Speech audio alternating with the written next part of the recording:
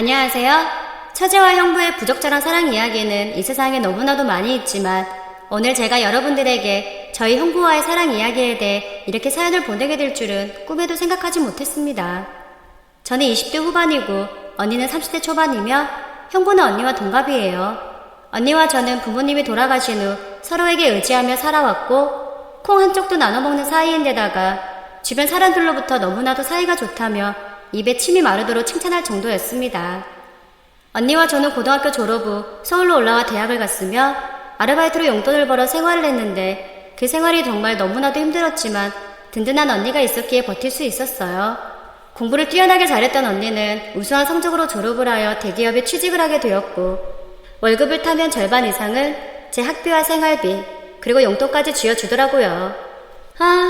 이제 너 대학생활 얼마 안 남았으니까 남은 기간이라도 돈 걱정하지 말고 공부에만 집중해. 돈은 언니가 내줄 테니까. 알았지? 대신 언니가 퇴근하고 오면 집에 따뜻한 밥상 차려놔야 된다. 라며 제가 언니한테 미안하지 않게 배려까지 해주는데 너무나도 고마웠어요. 그렇게 언니는 저의 든든한 남무가 되어주었고 힘들었던 아르바이트 생활도 그만두게 되었습니다.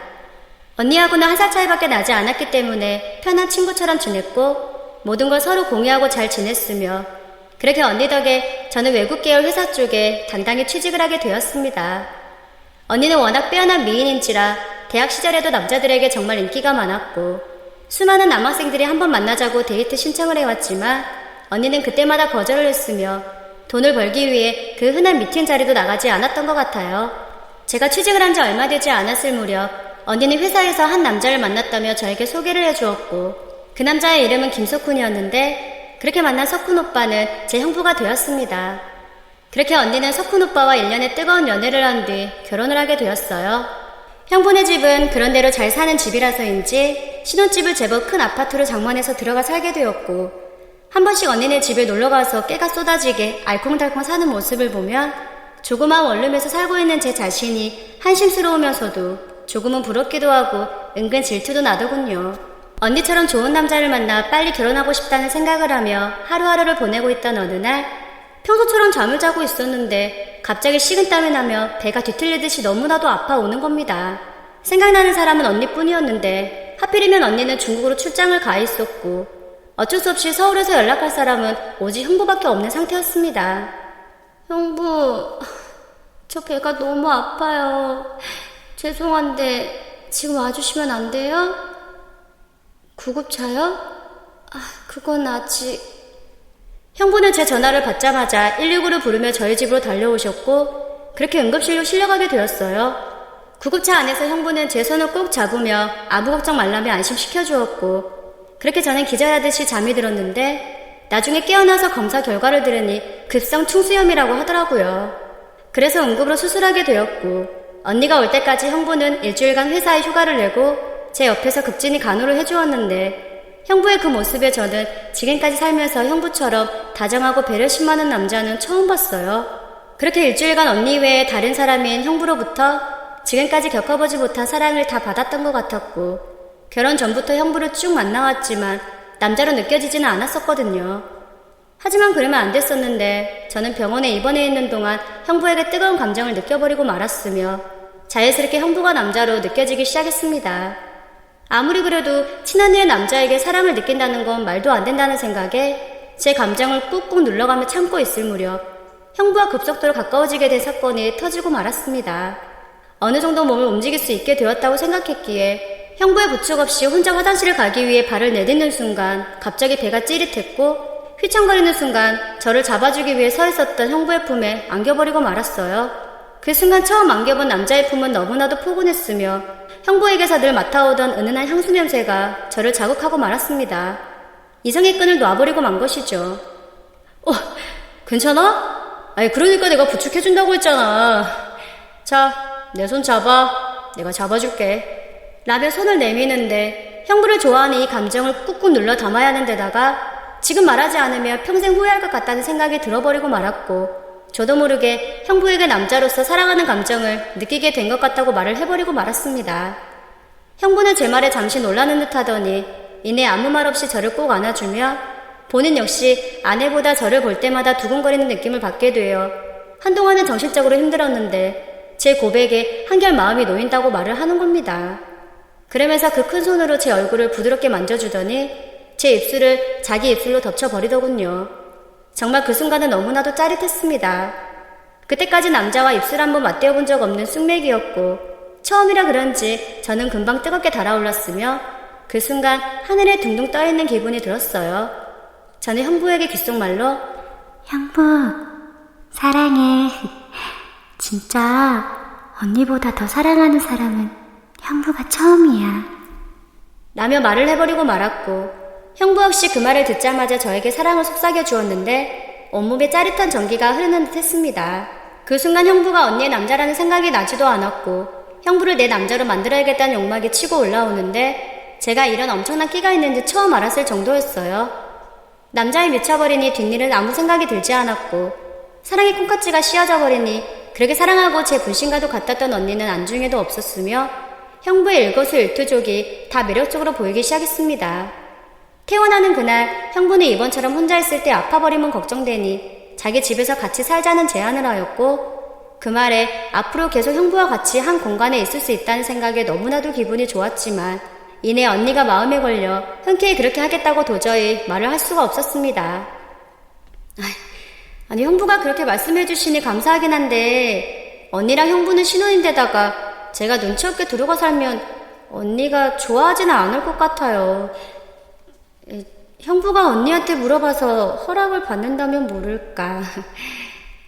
라며 은근슬쩍 떡밥을 던지니 눈치 빠른 형부는 바로 언니에게 연락을 하여 자초지정을 설명하였고 제가 입원했을 때 먼 타지에서 전전긍긍하고 있던 언니는 역시나 흔쾌히 허락을 해주었습니다.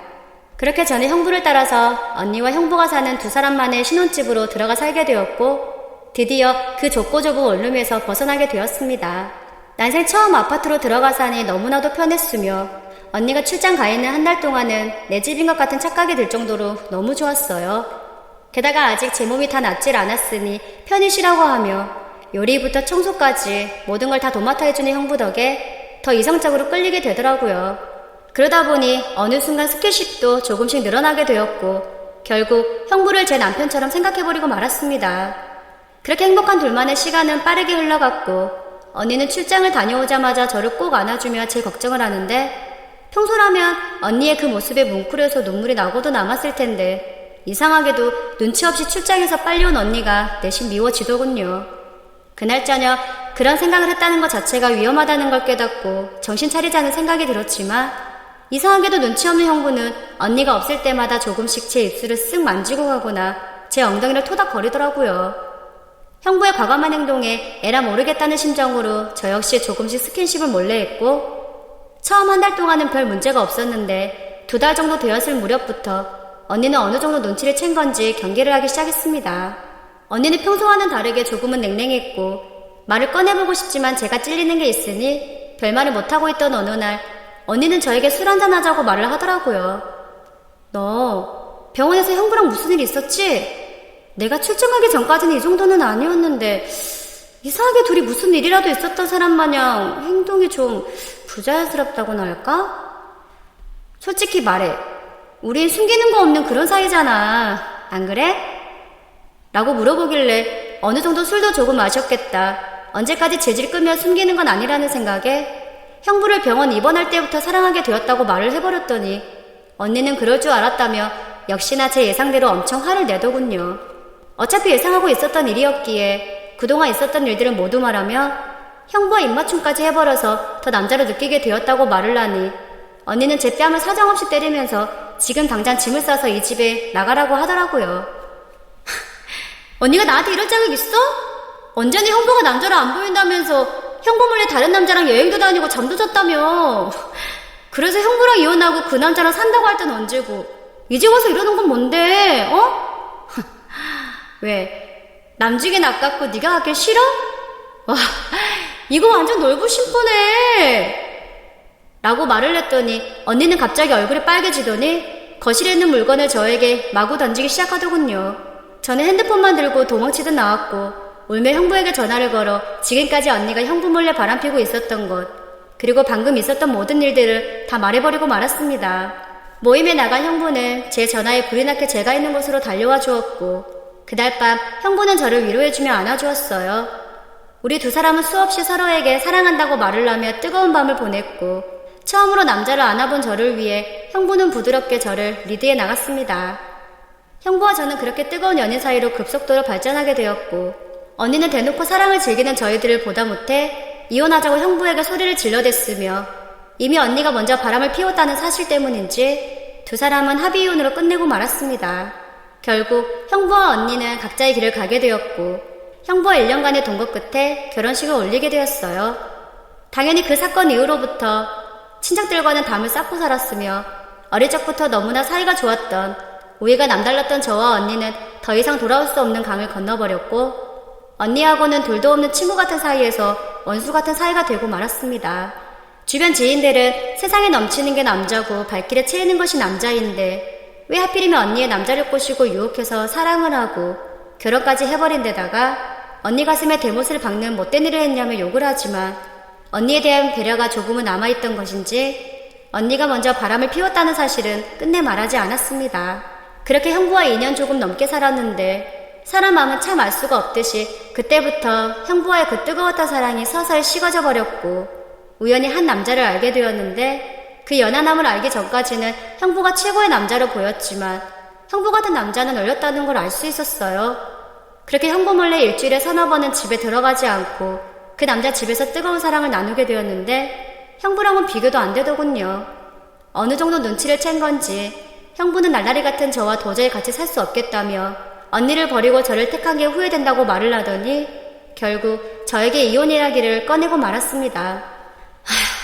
너나 네 언니나 남자 좋아하는 거 똑같구나. 이럴 거면 왜 나한테 접근해서 내 인생을 이렇게 망쳐놓는 건데, 우리 이혼하자. 제가 언니 남자를 빼앗았으니 행복하게 잘 살아야 하는데 저는 하늘의 저주인지 뜨겁게 사랑했던 형부.